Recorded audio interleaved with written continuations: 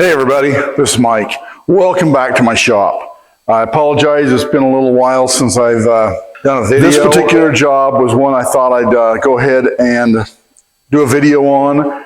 I've been fortunate enough, the owner of this car reached out to me, expressed his concerns over what was going on with it based on what I'd done on a previous Shelby GT500. And upon talking to this individual, he sounded like somebody that I would want to team up with in the care and maintenance of their vehicle. So I've been thoroughly enjoying this car. This is really a beautiful car. The owner's, I believe, third. Sorry, I think he's the third owner. This car's been well cared for the most part, it looks like. However, it's got the typical Ford rear end issue that seems to be plaguing these early 7 to 10, I think it is, roughly, from what I gather. These 8.8s in these Shelbys, I don't know what's going on with them. Other than I'm 100% convinced they were set up incorrectly from the factory. The first one I thought, well, maybe it was a fluke, and then after doing some research online and seeing on some of the forums how many problems people are having, some of them back to the dealerships when the cars were new in 7, 8, and 9, multiple times. A couple of individuals that I read about, even after the third or fourth time that Ford actually authorized a full axle whole complete assembly replacement, and then their problems were solved. So whatever was going on at the dealership, they either didn't really know what they were doing, didn't have the proper people working on them, or B, the damage was already done by improper wear pattern being imprinted on that ring and pinion set. Or I don't know, maybe Ford didn't authorize replacement of some of the parts. I honestly don't know. I'm not a dealership mechanic. I can't speak to it, but all I know is you can't go on any of these forums without just thread after thread after thread of people with problems with these. So anyway, this is the second one of these I've done now in a relatively short time, within several months. And I found the same exact thing as the first one. And this one actually took out bearings and everything else on it. So anyway, it runs great. I just got back from the road test and waiting for the owner to pick it up. And I just thought I would hurry and do a quick intro on this. And then it's not a complete step-by-step process, but I hope by following along on the little video segments, you can basically see the process that I go through on, it's not just on these, it's on any rear end. I joke over on Garage Journal because I seem to be known as the gear guy. I don't specifically do gears, but that seems to be what I've been getting a rash of lately, is gears. So anyway, I do this same level of work for any job, whether it be for those of you who have watched the timing chain video on the GM high feature engine, any of the Duramax work, any of our RV work, any of the videos you watch, you can see that I kind of do the same level of detail and I hope the high quality to everything I show on my channel. So I hope those of you watching can kind of get that gist of my videos. This is not just a one-off. But this particular one, I just kind of went through the process. I showed the cleaning process, and there was a lot to cleaning this. I'm not going to lie. There was, just like the last one, there was so much debris and sludge that everything, I mean, right down to the clutch discs and the clutch steels, everything come apart, was thoroughly cleaned.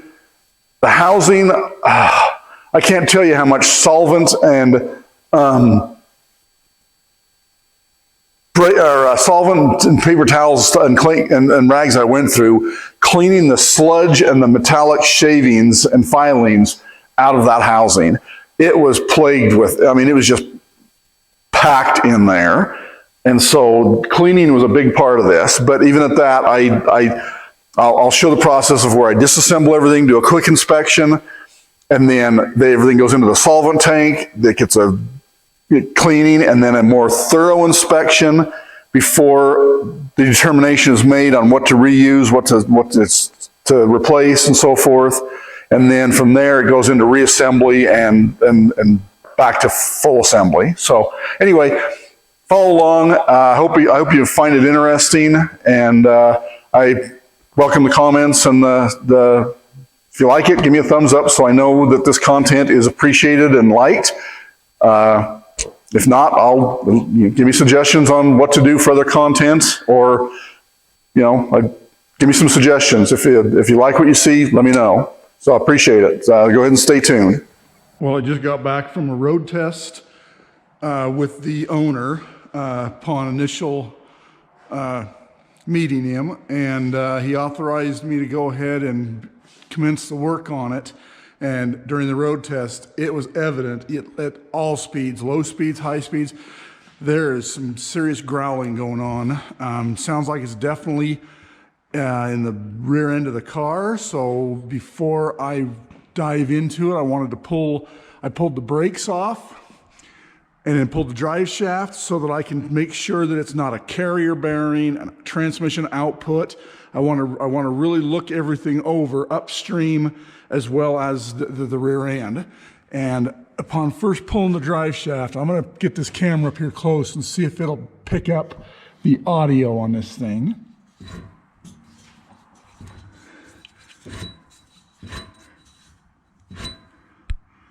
I hope that's coming across how rough that is. If I go slow, I can actually probably count roller bearings, or roller bearings as that's going around.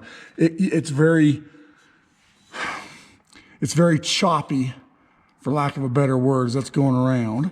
Now let me also put torque wrench, rotating torque wrench in inch-pounds on this, and see if I can show you how little rotating torque this has. Zoom right in there on it. So there's the breakaway and there's the rotating. And you can see the needle bouncing as the rollers are going around. I really hope this picks up on camera. About 3 inch-pounds of rotating torque. That's it. Right, let me do this. Let me try this again. Let me get that drive shaft up out of the way there and listen.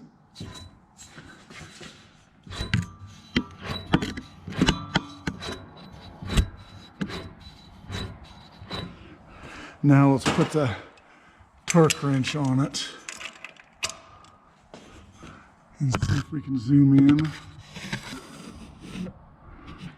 Okay, right there it's sitting at 0. The first numbers are 15, so there's 2 marks before 15, major marks. It's 5 and 10 and then 15. And you'll notice the needle is between the 0 and the first major mark, which is 5, and you'll watch it bounce. About 3 inch-pounds, and it's bouncing as those rollers are going around. So I definitely think the rear end's coming apart on this to see what's going on in there. All right, let's try this again with the sound.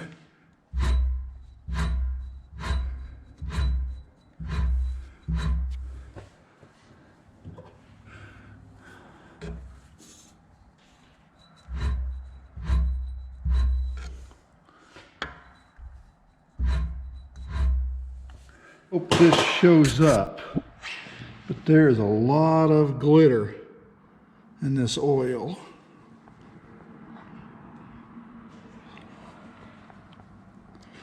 A lot of sparklies, so something in there is definitely failing. So if you look at the wear, I painted up a few teeth here. Look at how far out on the heel they're riding, as well as how high up on the face of the gear tooth. They should be deeper down in the flank, and they should be more centered. And on these 2 cuts, they should be a little bit of an angle like that. But actually, this is kind of going the wrong direction. So I think there might be two things here. I'm thinking a bearing failed maybe, or is failing on the pinion, and that's causing the pattern to not be deep enough into the root. And then if you look at the coast side, it's the exact opposite. On the toe is where it's making contact, but it's still riding high up on the face. So that could be a result of the 18,000s backlash between the riding on the toe on the coast side and the heel on the drive side. So got some good references here, and the wet, it does look like it's kind of hard to tell. If you catch the light just right on those teeth, there is some pretty good wear out on them, out of this area out here. So we're now that I got some good baseline measurements, let's go ahead and pull the carrier out. And if you look at that bearing, that is chewed up. Look at how bad all those rollers are on the carrier. And if you look down in the race, you can see it pretty good. So we can show up here in the light. You can see a pretty good piece missing right there, and you can feel it. It's pretty deep. You come over to the other side of the carrier, and the actual rollers look pretty good. No, I mean, look like they got some wear, but no brittling or anything. But yet you look in the race, and right there, you can see this one just starting. Then you come over here, and you think, okay, that's got to be the noise. Then you come over here, and I got the pinion still in there. And if you look, you can see all the sludge build up on the magnet right there. That is really thick and sludge build up there from metal shavings. And then listen to this. Let's see if the sound picks up.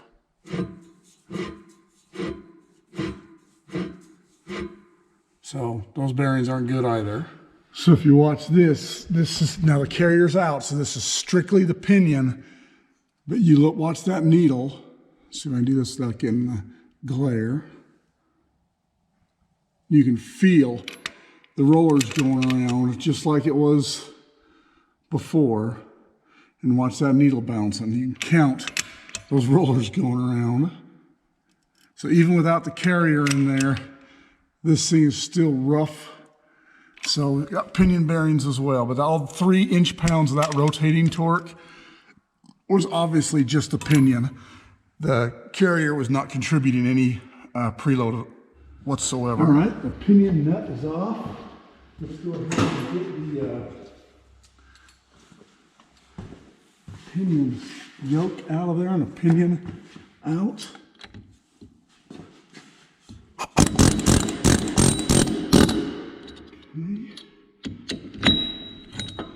There's the yoke that's off. And let's go ahead and pull the pin. Without getting oil all over my floor. You want to be careful. You want to go up and grab the backside of that seal, but you don't want to go too deep in and score. So I usually go in until I make contact and then back it away a little. That way you're not going to gouge that seal bore up as you're pulling the seal out.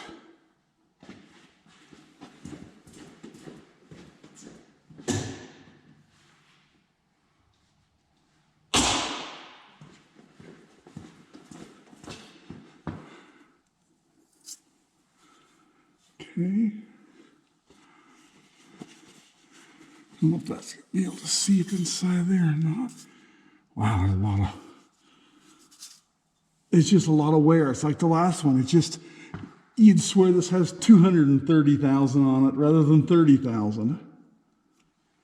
I'll move the camera in closer so you can see, but that just looks, that's just excessive wear. There's no chunks missing out of it like the carrier.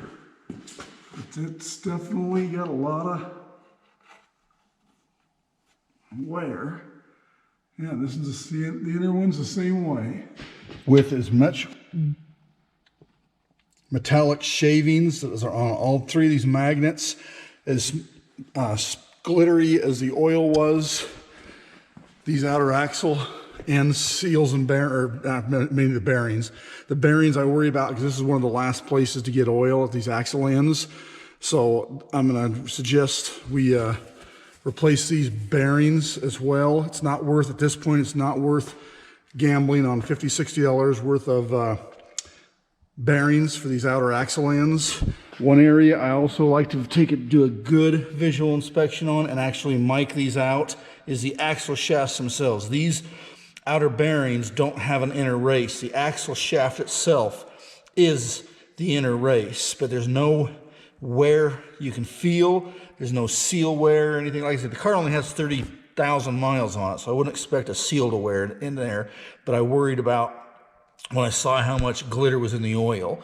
But it mics out good, and there's no feeling on, you can't feel anything on either of the axle shafts where the bearing rides. So I would recommend that the bearings get replaced at minimum. I don't feel like the axle shafts are necessary at this point. So I have everything out here on the bench. This is another one I run across that has got Timken bearings on the,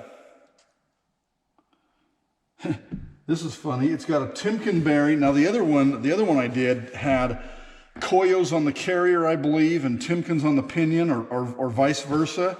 This one actually has Koyo races with Timken bearings. So that's a different configuration yet. Same thing there on the carrier, Koyo bearings. I don't have the Koyo races, sorry. I don't have the bearings off yet, but I'm going to pull them off now. But yeah, this is unique. Again, it's like they got down to the bottom in these 7, 8, 9, 10 Shelbys. They got down to the bottom of their, well, at least the 7s and 8s, and from what I've read, the 9 and 10s are similar, but it's like they got down to the bottom of the barrel on bearings and just started throwing, which they're both good quality bearings. Personally, I don't think the bearings are what failed here. I think it was the setup. The last one I did, this carrier was set up so tight that I didn't feel comfortable with it. I backed it off a little bit, and it still was on the tighter end of what I like to see. Whereas this one, the carrier bearings are trash, the races.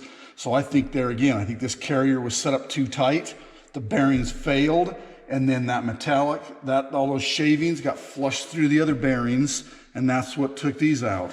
These ones don't have the pitting and the chunks missing out of them on the pinion, but boy, they just look like they got 230,000 miles on them, not 30,000. So these have just definitely had contaminated fluids run through them and got between the rollers and the race, whereas the carrier, I think it solely was the bearings failed. That explains how the backlash opened up. So I think we'll get some more parts cleaned up here and then compile a list of parts needed. The oil sit overnight, so all the debris would settle out of it, and then I come in and dumped it, and look at hope this shows up. Look at all that grit and debris. That's all metallic that settled down into the bottom of that oil bucket. All that was being flushed throughout every bearing as it's going down the road.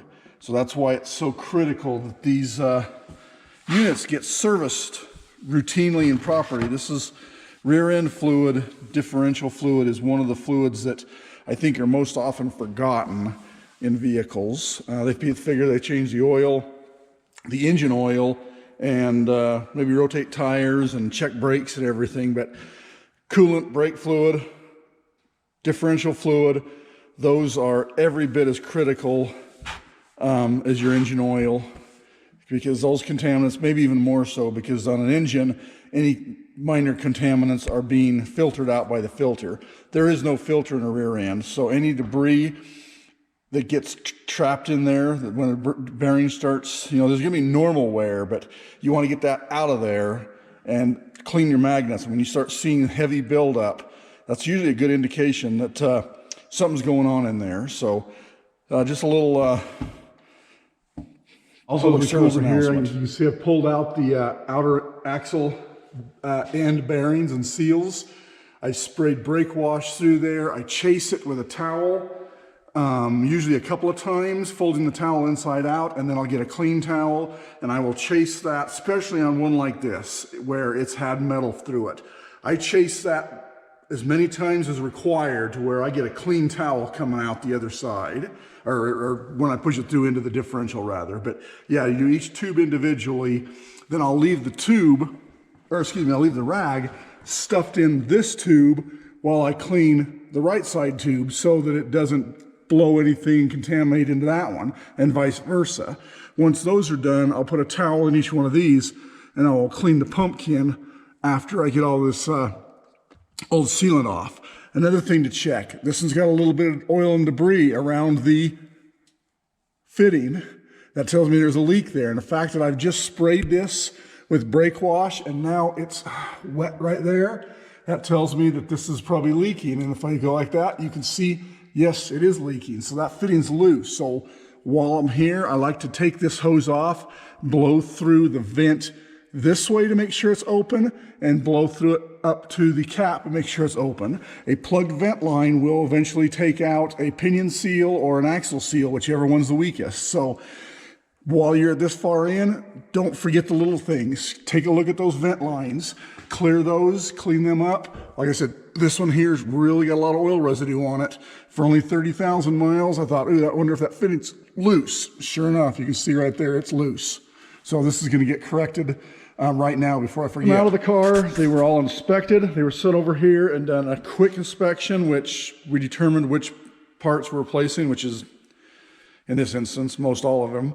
So they go from there, then they go directly into the solvent tank for a thorough cleaning. When they get done cleaning, they come over here, they dry off. Then I go ahead and spray them down with a little brake wash. Then I use compressed air. And then they go sitting over here. So I've got different stages of cleanliness as they come off. From this point right here, when everything's clean and dry, this is where they really get a thorough inspection. Things like marks on these sea washers. We want to look for stress cracks, things you can't see when they are covered in grease or oil or sludge. So if you're taking your car into some place to have it worked on, insist that they don't just pull parts out of the car, throw them on the bench, swap out a ring and pinion, and stab them back in, or any other major component for that matter. If they're not willing to go through and do the thorough cleaning, inspection, and put them back in your car properly, then it's time to look for another shop or another mechanic. With as much metal that's been through this rear end and spending all the time cleaning the housing, it doesn't make any sense not to pull the clutches, the side gears, the spider gears, the thrust washers, everything. And number one, clean them. But number two, give them a thorough inspection. And as you can see in some of these, there's actually shavings hanging off of the outside of that. So I'm glad I pulled this apart. But yeah, this is all going to the solvent tank, thoroughly cleaned, and then another thorough inspection at that point. All right, so all of the axle housing is completely cleaned. Chased the tubes multiple times to get all the filings out. Went up and sprayed this all down, laid paper towels in the bottom, started from the top, sprayed down and pulled them out. And I mean, you could just see them glittering, and then reached down and made sure and get into all of the crevices with damp brake wash on a paper towel until it comes out clean, and then spray it all down and blow it out one last time. Don't forget to get up here between the inner and the outer pinion bearing areas, excuse me, because there's a channel that goes down and drains back into the cavity, the main cavity here. So you want to make sure and get everything out of there. This is the time to be thorough, because if you miss anything here, that debris that from the previous gear set that's going through and trashed all the bearings, it will go through and trash the new ones. So this is where it's critical to get everything, spend a little extra time here, make sure everything is thoroughly cleaned. This one also had a vent that was leaking. So this vent up here, I bumped it. It had a bunch of grease and oil and buildup right around the vent where it's threaded into the housing tube. And I had reached up to try, because I like to undo the hose, blow air up this way and then back down into the housing to make sure the vent's cleared, because otherwise you can take out a seal if pressure builds up in there. I reached up there and this was just flopping around. So that fitting being loose obviously allowed all that oil and vapor to come out of there and run and build up. So I pulled all that apart, cleaned everything in the solvent tank, but then as I was cleaning this, it just wiped all of the original OEM paint off of the housing, and it looked like crap. And I can't let anything like that leave my shop. So what I ended up doing was masking. This was all, the sealing surface here was already prepped. I masked all this. I went ahead and threw some cardboard and some aluminum foil around some of these other areas. And I went ahead and put a good coat of etching primer and then some chassis black to try to match the OE finish the best I could. And it looks really good. I'm very pleased with how it turned out. I even went and did the front of the housing. I hope that shows up on camera. I hope there's not too much glare there, but I shot the whole front of the housing. So short of pulling the rear end out from under the car, I went ahead and made it look the best I could. I also made I don't know how rare this car is, but I wanted to preserve it the best I could. So I even went through and tried to tape off the painted OEM fasteners so that they have all the OEM markings on them. So again, just a little detail that I like to cover. I hope the owner of the car is appreciative of that, but that's just something I can't let myself get away with and can't let someone go out the door, especially on a car this nice. This really is a nice preserved car.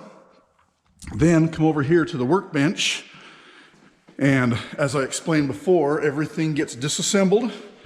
As it's inspected, as it's being disassembled, it goes into the solvent tank, thorough cleaning, sit over here to dry, then it's blown off and it goes over here for final inspection and then assembly. This one, because it had so much crap and metallic sludge flooded through it, I actually went through and broke every one of the clutch discs and steels apart and thoroughly cleaned the clutches and the solvent tank, and then these will get soaked in a mixture of oil and friction modifier before they go back into the case, or into the carrier rather. The ring gear's all been removed. This isn't build-up, this is just kind of some discoloring on the face here, but this will get flattened out with a stone before the ring gear goes on. I have all of the parts laid out on their respective orientation to the case, so all this is ready to go back together now. The ring and pinion just showed up. I am running factory, I'll show it here, the factory Ford Racing Division, Ford Racing parts, ring and pinion. So I just pulled it all out and I'm inspecting everything before it goes in. I got a couple of sharp edges here. I'm just going to kind of deburr a little bit from the machining process. One thing I also like to do is I like to run my hand over. I'll take a file and run across the face of the ring gear and then a stone to make sure there's no raised burrs. If you look really closely, I don't know if it's going to show up, but if you look really closely, you can see a couple little dings.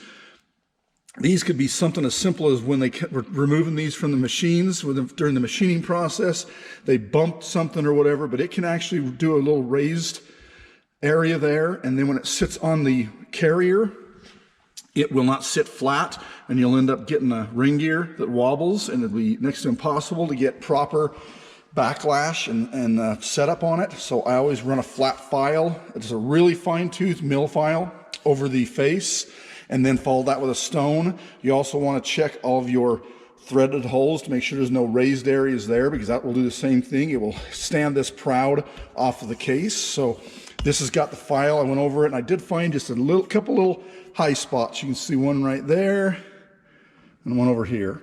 So I did find those. They're knocked down. I run it across my surface. I've got a surface plate over here. I'll show you in a second. I run it across that to make sure it doesn't wobble or anything. And then I'll hit this with a stone the same time I hit the case as it's going back together. Then I'll also chase all the bolt holes with some brake wash and compressed air. All new ring gear bolts ready to go. New washer, new crush sleeve. I have my setup bearing for the pinion. And then if you come over here, and if any of you watched my last video of the 2007 Shelby that I did, when I pulled the pinion apart, it actually had a different bearing, but it had a collar that measured like 100 and, don't quote me, I want to say it was like 187 thousandths or so collar, but the new bearing had the collar built into the new bearing had the collar built into the inner race, same as this one.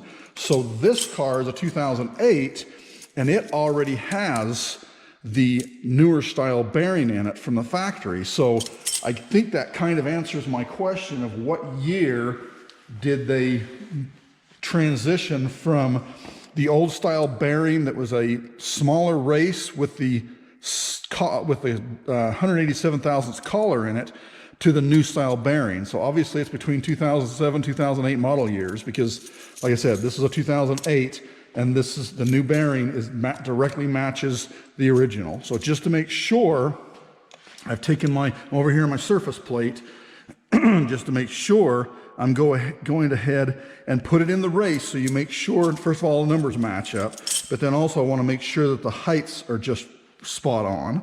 So as you come down and just touch off on that one with the bearing sitting in the race, right about there, let's just zero that out at 50 thousandths there. Okay, that's perfect. Now let's go ahead and do the same with the new one.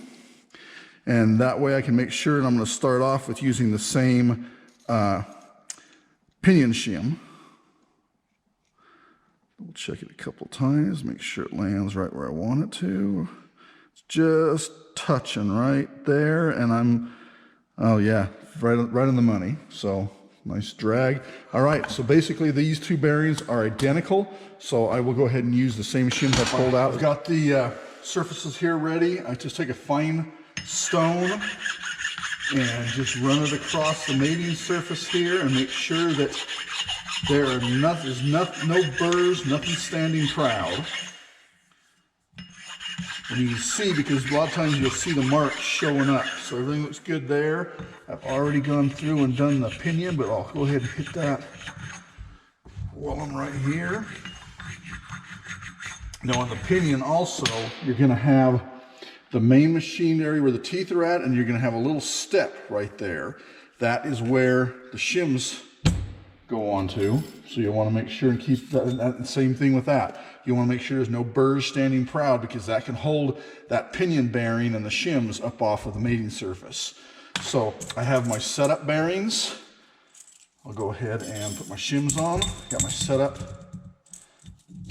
bearing, the inner one, and then there will be the outer one. So I got my setup bearing ready to go. I've got the races, the inner and the outer.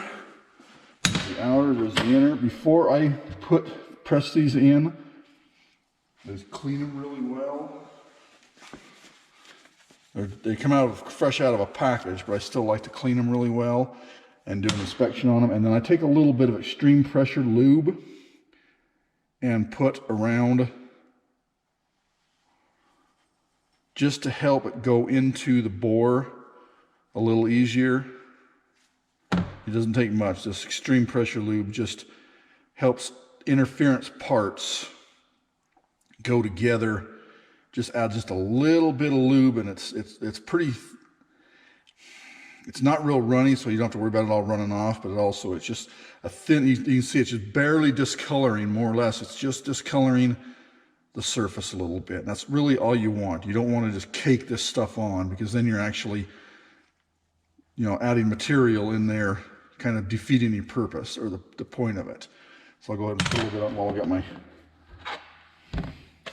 Well, I've got it out here. I might as well put it on the outer one as well. And like I say, this is another little step. I don't know a lot of people that do this, but coming from the industrial maintenance world, we dealt a lot with interference fit bearings and motors and gearboxes, and this is just something I learned from my mentor early on in my career, and I've been doing it for more than almost 4 decades now, so old habits, I guess. But it's a habit I'm glad I learned early on. Again, it's just barely discoloring and just adding a little bit of lube there. So those are ready to go in. So I'll go into the car and drive those 2 races into place. As I walked over to the rear end under the car to drive these races in, it reminded me of something I also wanted to point out.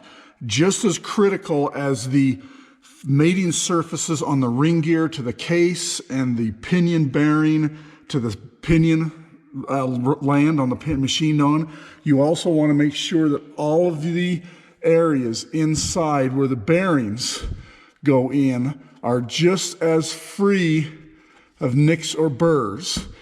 Sometimes when you're driving these races out from the opposite sides, depending on what you're using, whether it be some kind of a drift that you reach in like this, such as this, and you drive them out, you can actually tap and hit the land in there and put a little raised burr on it. So now is the time to run your finger around it, make sure no such burrs exist, make sure there's no debris, filings, anything like that, because standing that bearing race out of that bore will do the same thing as having a burr on the pinion and not allowing the bearing to sit. It's going to change. It's going to not allow the bearings to fully seat and therefore be in their natural position. So it's, you may get it set up now, and then it could be 500, it could be 5,000 miles down the road. That burr starts flattening out a little bit. Now all of a sudden your clearances go away. So little details matter, and I think this is where a lot of people miss the boat when they're assembling these, is they overlook those little details, and a 5/1000 burr raised will change that pinion depth by 5/1000. And then like I say, when that all of a sudden goes away, your pinion's not riding where it was set up. So just remember, details matter. The devil's in the details on these. Be thorough. There's a lot of time and a lot of money spent on these, so don't rush through them. With the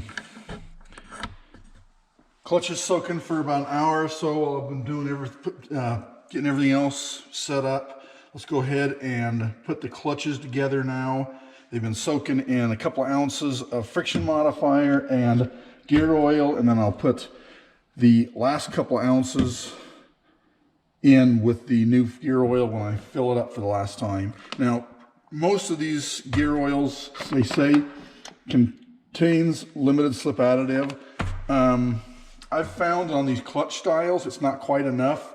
So I like to add another 1 to 2 ounces of the friction modifier. I put in just the gear oil alone with the friction modifier that comes packaged in it, and I end up with a little bit of clutch chatter. So I don't like that. So I ended up, I learned that out on my fifth gen Camaro. So now I end up putting just a couple ounces in every one I do. So let's go ahead and stack these in. So I've got them laid out in the oil here on the side they go. So now, remember, this as this sits in the carrier, it's going to sit like this. So I've got everything laid out left and right hand side. So that way I can kind of keep everything the way it's supposed to go in. So we've got a steel, we've got a clutch disc, we've got another steel, and so forth. So just going to stagger them on in there. Again, these clutches were really packed with sludge and fine metallic shavings from the bearings that have failed.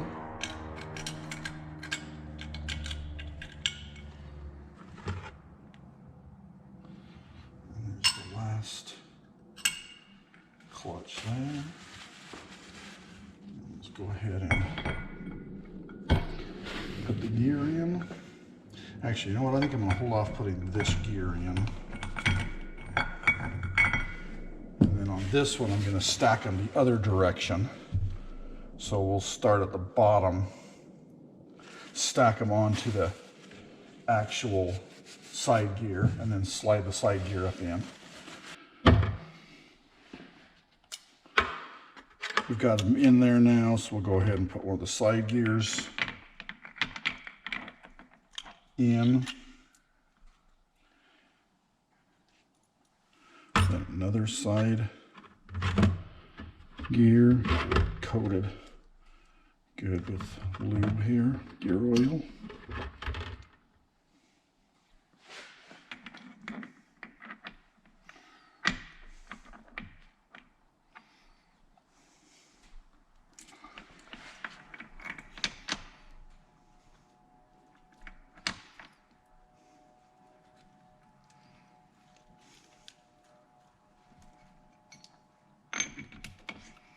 There we go.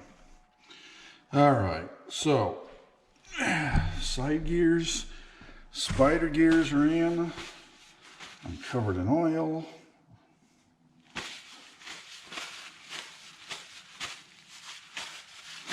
think at this point we can go ahead and start mock up, put the pinion in. So now that I've got the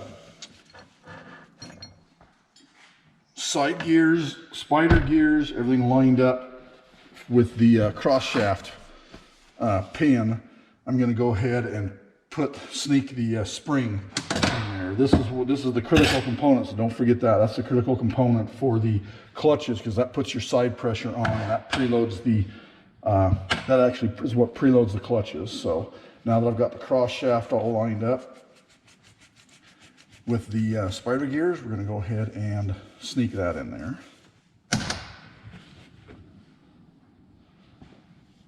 And that is not always easy, sometimes easier said than done.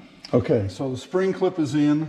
I'm not going to lie, there's no real easy way to do that. It's a combination of a good pair of extended reach pliers, compressing it enough to get it in to where it gets inside the taper, and then a few light taps with a hammer will get it started as it's tapering, as it's hitting the tapers on the side gears.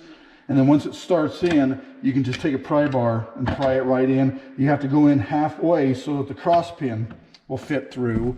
And then, like I said, I've got the old bolt here. I'm going to go ahead and just put it in and start at a thread or two, just to hold everything together while we're in the mock-up phase here. So at that point, everything looks about ready to go into the housing.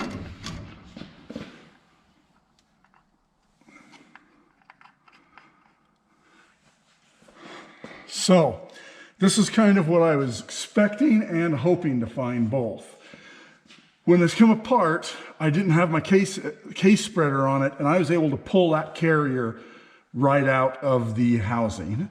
So that told me there was 0 preload on the carrier, and the I believe it was 3 inch-pounds of rotating torque was solely on the pinion. This is the complete opposite of what the last Shelby I did was, the 2007. It had no pinion and like 12 or 15, I can't remember, it was way high on the carrier preload. When I pulled this one apart and found the carrier bearings damaged, my thinking was, and this is just a theory, my thinking was this one was also set up too tight, and it took out the carrier bearings, which then allowed slop in there, and then also flooded all the metal shavings through all the bearings and took out the pinion bearings. But I think the problem originated with being set up with too much carrier preload, and that destroyed these 2 carrier bearings. So I was expecting that when I went to got new bearings and everything put back together, I was wholeheartedly expecting not to be able to put that carrier into the housing without spreading the case. And even then, I spread the case about 20 thousandths of an inch, and that carrier was tight going in there. And right now, I got to measure. I'll have to measure, but I can't remember how much. I know I'm excessive on my preload right there because it's hard to turn. When I set the pinion up for mock-up, I had about 17 inch-pounds. And let's see where we're at. Oh yeah, we're past 30. We're at 32 inch-pounds. That tells me that carrier has roughly 15-ish. Yeah, about 15 inch-pounds, which is way excessive in my opinion. So I need to, but I'm right spot on. I am dead on my backlash. So when this was new gears and everything, but I have, so I'll zero it out right there. Actually zero it out so it's easier to read on the camera. There's 7.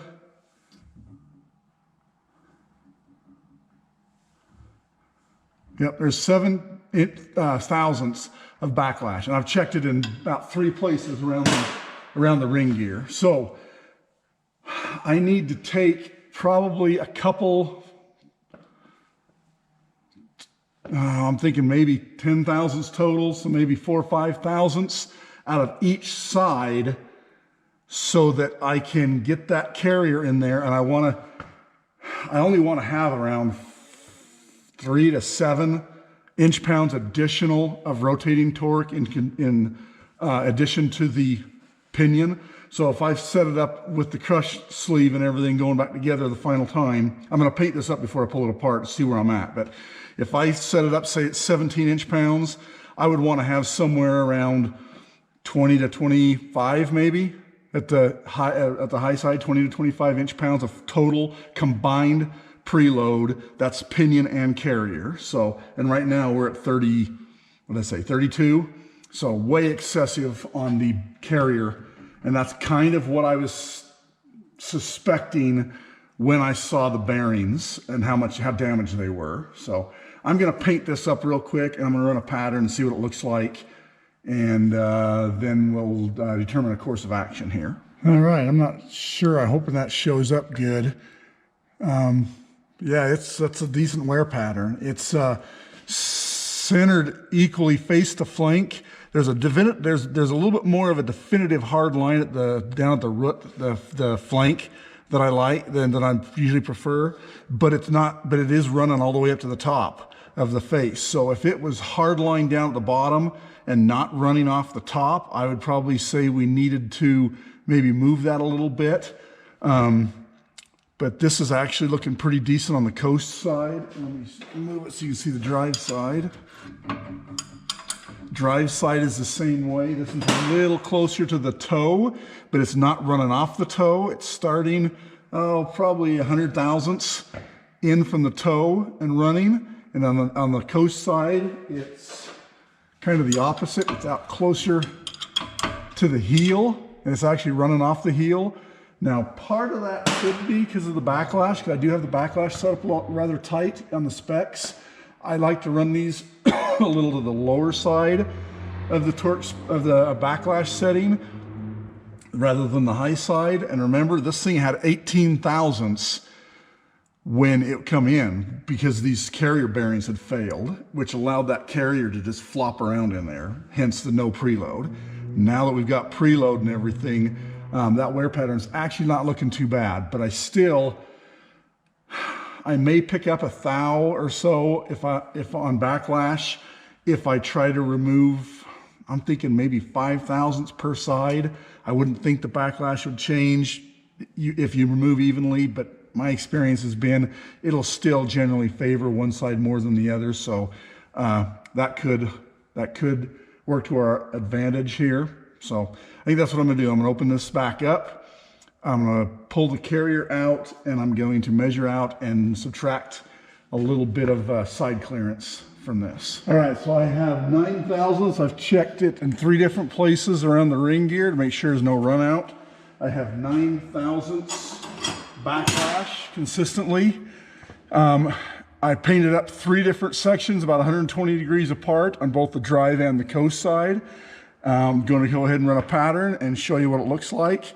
I ended up total removing about 8 thousandths combined between the left and right side. I had over 17, or this thing had over 17 inch-pounds of rotating torque with just the carrier alone. That is what I think took out the carrier bearings. I've reduced that down by 8 thousandths, and I'm sitting at a solid 6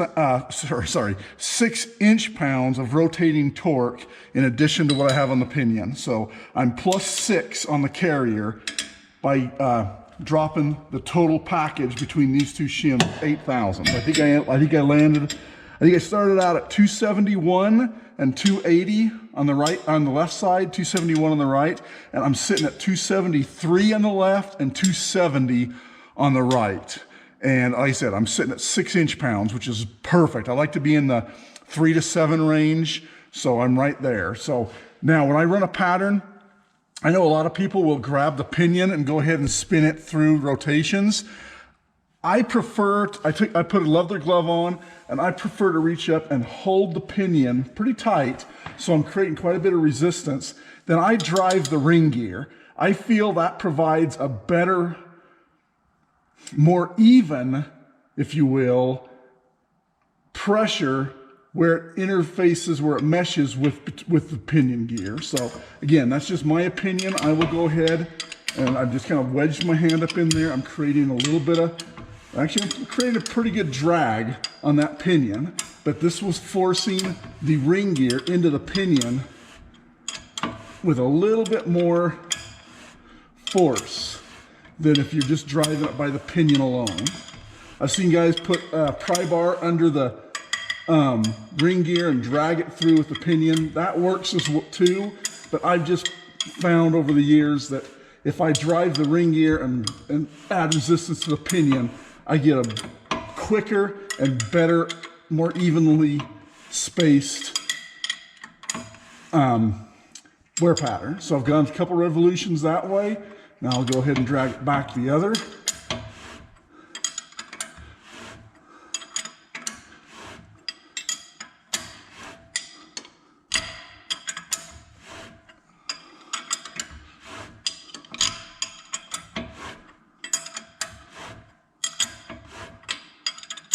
And let's see what that looks like.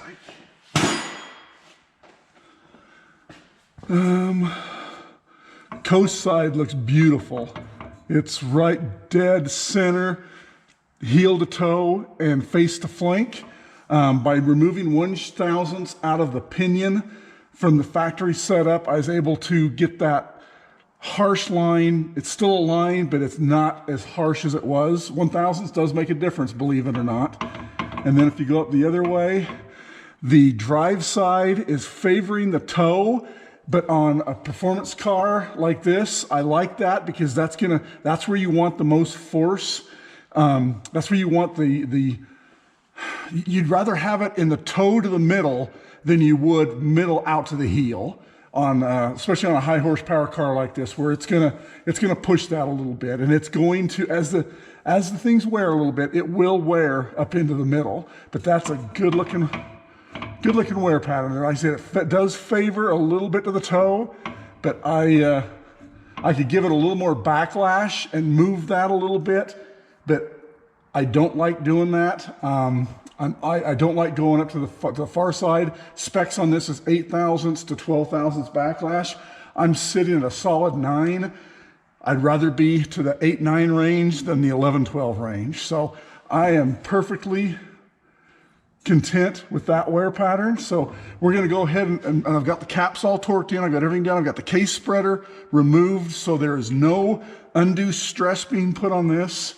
So I'm gonna go ahead and put the case spreader back on, open this up, pull the ring gear, the ring gear and the carrier out, pull the pinion out, put the new bearings and everything on it, put the pinion together, go ahead and grab my torque multiplier and get the pinion preload set. And then basically it's a matter of spreading the case, putting the carrier back in, buttoning things up, and this is ready for axle shafts and fluid and button it up. All right, so I'm gonna set up bearings off. You gotta make sure you put your shim, that you set up shims under there.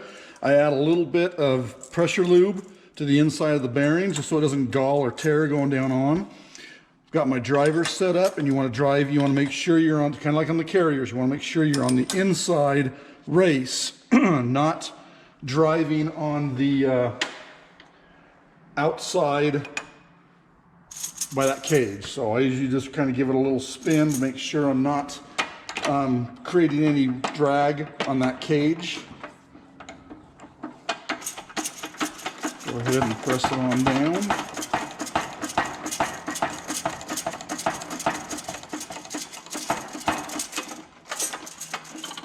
Okay, that's driven home. Driver off. Okay, this is ready to go in for the final time. Outer bearing, pressure lube applied to the inside race. I've got the slinger ready to go. I have the seal ready to go, and I also pack the inside where the spring is at with a little bit of grease just to keep that spring from falling out.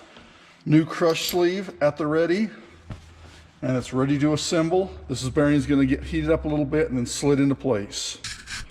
I'll try to record it. I don't know how successful I'm going to be. I'm not very on these because you have to work extremely fast with getting everything assembled so you can start crushing that sleeve. All right, let's see if this actually shows up. I don't know. It might be a little too much glare on it.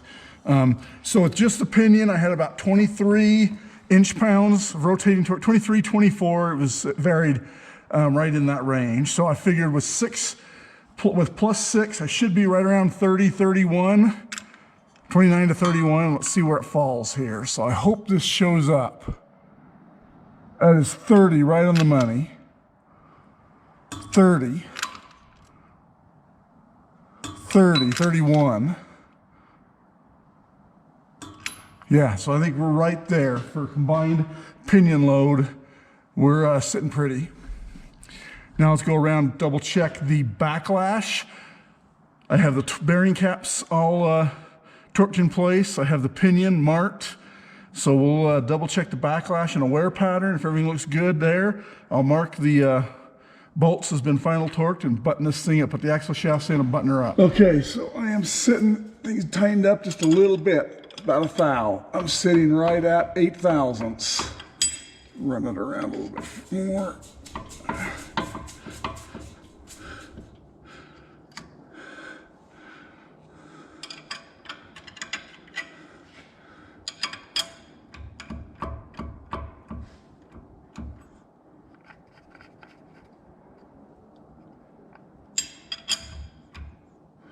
$8 thousandths, right on the money. Let's go around, check it out one more place.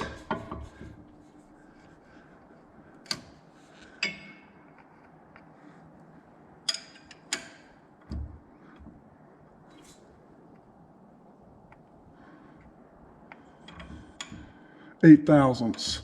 I can live with that. Right on the money. 8 thousandths. Let's double check the wear pattern and see how that looks.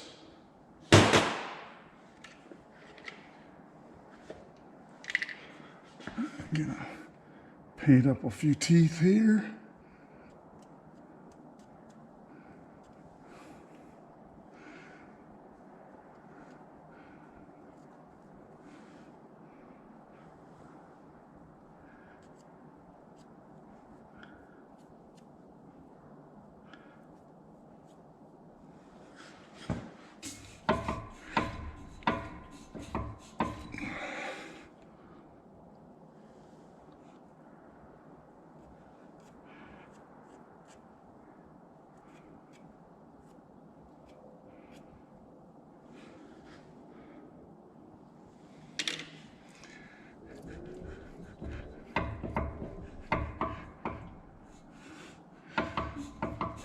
Couldn't remember if I got the coast side of those ones.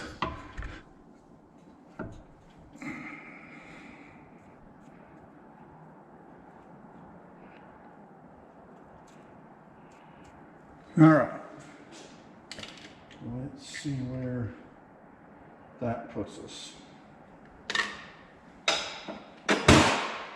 On my glove. Add some resistance. Jam my hand up between the exhaust and the pinion there.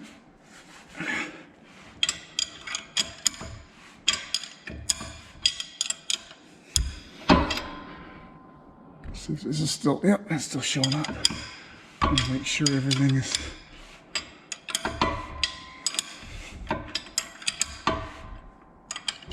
showing up here.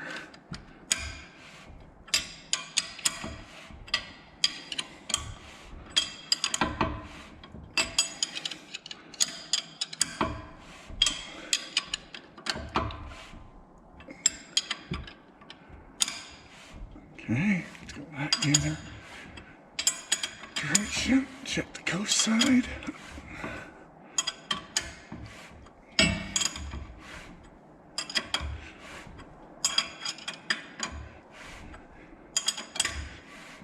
All right, let's see what that looks like. Yeah, I'm liking. You see, it's coming in probably about 100 thou, 90 to 100 thou, I'm guessing, off of the toe, and then running out to just past the middle of the tooth on the drive side. It's getting nice feathering, so there's no hard lines face to flank. And on the coast side, coast side is running just favoring the heel ever so slightly, but face to flank is looking very good. I can live with that. All right, let's pull. So if you remember, I put the cross shaft retaining bolt in place to hold everything. Okay, so axle shafts are in, C-clips are in, cross pin is in, retaining bolt is in, ready to button everything up here. I've marked my bolts, I've torqued them. Wrote all my specs. I don't know if that's going to show up or not. I always write my specs so I can tell when I've done a ring gear, or a gear installation. I always write mine, just engrave mine in the gear. So I put my initials, date, pinion preload at 24, combined pinion preload, or combined preload is 30, and then down underneath that I put +6, meaning it's 6 inch-pounds over the pinion preload, and then backlash at 8. So I am ready to just give this thing one final wipe and put the cover on it and the gasket, and then I can move to the axle ends and put the brakes together, and underneath is all buttoned back up. I put the cover on the night before, let the sealant cure. So I put this has got the last Shelby I did had a stamped aluminum differential cover on it that was a little, nut didn't stick out as far, just barely cleared the ring gear. It held right at 2, maybe just barely over 2 quarts. This one held more like 2 1/4. Anyway, that's all filled. I put the 75 140 synthetic gear oil in it.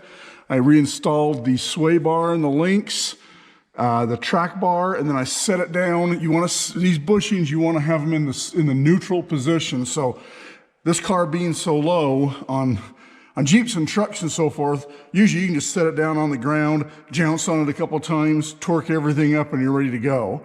But on this, it's so low, I couldn't get underneath it very well. So I had to set it down on jack stands in order to preload the rear suspension, jounced on it a couple times, make things settle, crawled underneath, torqued these to spec, and then went ahead and raised it all back up, and I went ahead and reconnected the sway bars. The sway bars I didn't connect. It was easier to get to the fasteners for the track bar without the sway bar connected. So I went ahead and did that on the jack stands, and then I raised it up, and I just barely now put the sway bar links back in and got those torqued to spec, and then I go through and put paint markings on them to make sure they look like, to make sure I get everything torqued properly. So this is, everything underneath here is buttoned up and ready to go. So I'm just gonna set it down to where it's at a more comfortable working height. Go ahead and put the rotors, the brake calipers, everything back together, and then it is ready for a road test.